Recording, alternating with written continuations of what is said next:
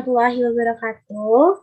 Halo teman-teman, ada pepatah mengatakan, tak kenal maka tak sayang.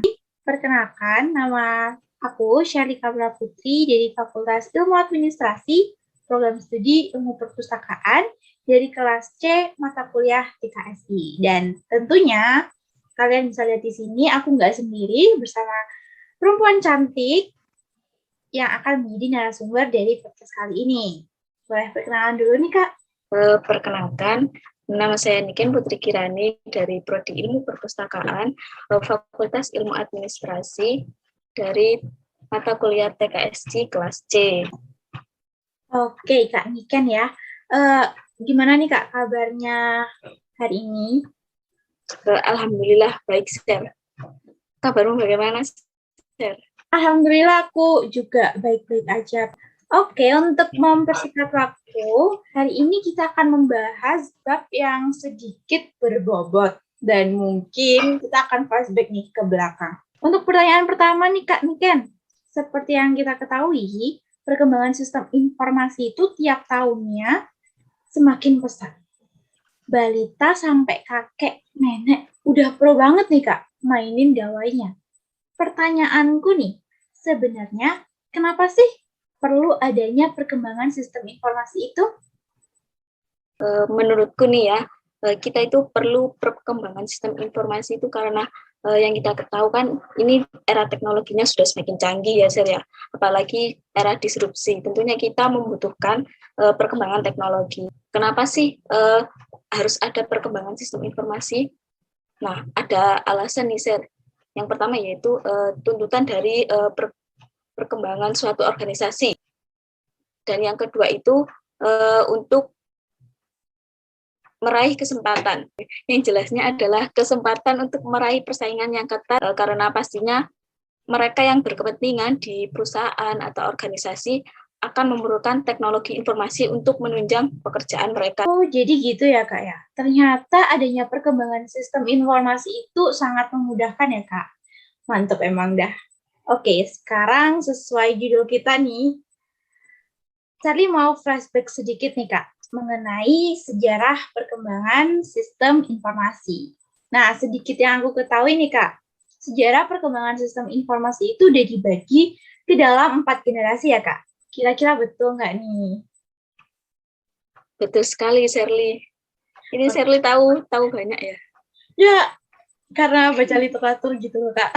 Oke deh, bisa dijelaskan dong Kak sejarah perkembangan sistem informasinya biar kita sama-sama tahu nih. Oke, terima kasih Shirley.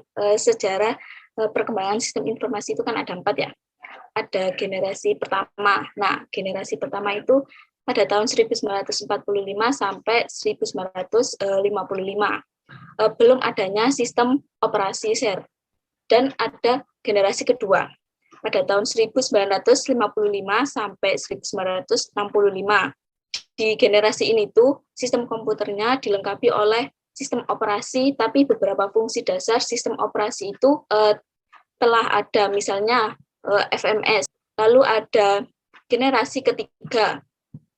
Nah, generasi ketiga itu pada tahun 1965 sampai 1980. Di generasi ketiga ini tuh ditemukan perkembangan untuk melayani banyak pemakai secara online atau bisa dikatakan dengan multi-user. Dan generasi yang terakhir itu, generasi keempat, pada tahun 1980 sampai 2000-an itu, nah generasi yang terakhir ini tuh sistem operasinya dapat melayani banyak mode. Wah, ternyata juga perkembangannya tuh panjang banget nih ya Kak ya. Dari komputer yang belum bisa digunakan secara otomatis sampai bisa multi-user bahkan batch processing. Nah, lanjut nih Kak. Biasanya dalam sejarah perkembangan itu kan ada tahapan-tahapannya Kak. Boleh dikasih tahu dong apa aja sih Kak tahapan-tahapan dalam perkembangan sistem informasi itu? Oke, pertanyaan menarik nih dari Shirley. Tahapan perkembangan dari sistem informasi itu sendiri itu tentunya ada sesuai dengan alurnya sendiri ya. Nah, yang pertama itu tahap pertama itu disebut sebagai pramekanik. Pada tahap ini tuh gambar sebagai media penyampaian informasi. Dan yang kedua itu ada tahap mekanik. Pada tahap ini tuh orang-orang bisa menyimpan segala informasi dengan menggunakan berbagai media ya Sir ya. Misal mesin cetak, mesin hitung dan sebagainya. Ada tahap yang ketiga, tahap elektromekanik nih. Nah, tahap ini tuh penggunaan listrik itu tentunya sudah ada karena digunakan sebagai salah satu energi untuk menghidupkan atau digunakan untuk mesin hitung ya. Dan pada tahap ini juga ditemukan adanya telepon dan komputer sebagai media penyimpanan program dan data. Dan pada tahap yang keempat disebut elektronik. Nah, tahap ini tuh keberadaan ARPANET itu ada dan diperkenalkan pertama kali itu oleh Departemen Amerika Serikat yang digunakan oleh pemerintah, perguruan tinggi, dan juga perusahaan. Bahkan ARPANET ini tuh masih ada loh Sir, sampai sekarang yang kita sebut dengan internet. Oh, baru tahu nih aku. Jadi ada 4 tahap nih ya, teman-teman ya. Ada tahap mekanik, elektromekanik, dan elektronik sampai sekarang. Kita kan udah tahu nih perkembangan sistem informasinya. Nah, sekarang yang aku dan teman-teman ingin tahu nih tentang bagaimana sih Kak perkembangan aplikasi sistem informasinya. Tahap perkembangan sistem aplikasi informasi ini tuh bisa kita ambil dari SDLC ya, System Development Life Cycle, di mana merupakan salah satu siklus digunakan untuk pembuatan atau pengembangan suatu sistem. Ada tahap-tahapannya untuk mengembangkan sistem perangkat lunak di dalam SDLC ini, Share. Nah, tahap yang pertama itu yaitu tahap perencanaan sistem. Pada tahap perencanaan ini, itu ditekankan kepada aspek kelayakan pengembangan sistem. Tahap ini tuh membutuhkan 2 pihak sekaligus. Yang kedua ada tahap analisis sistem. Sistem dianalisis, kemudian hasilnya akan ditangani dan dicari solusi alternatifnya. Dan yang ketiga ada tahap perencanaan sistem. Hasil dari seluruh analisis sebelumnya itu akan menjadi rancangan sebuah sistem. Rancangan tersebut yang bisa disebut dengan cetak biru. Tahap yang keempat itu tahap konstruksi. Pada tahap ini harus bisa melihat dan mengendalikan aspek biaya, waktu, SDM, agar sistem yang kita kembangkan itu bisa selesai dengan tepat waktu. Dan yang kelima itu ada tahap implementasi sistem. Sistem yang sudah disusun, lalu dilakukan uji coba.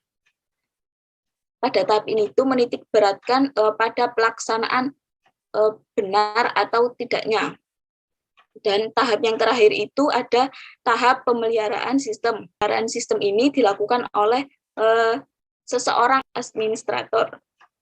Nah, di tahap pemeliharaan sistem ini, administrator tersebut itu bisa melakukan modifikasi seiring berkembangnya waktu. Nah, selain itu, dia juga bisa melakukan perubahan.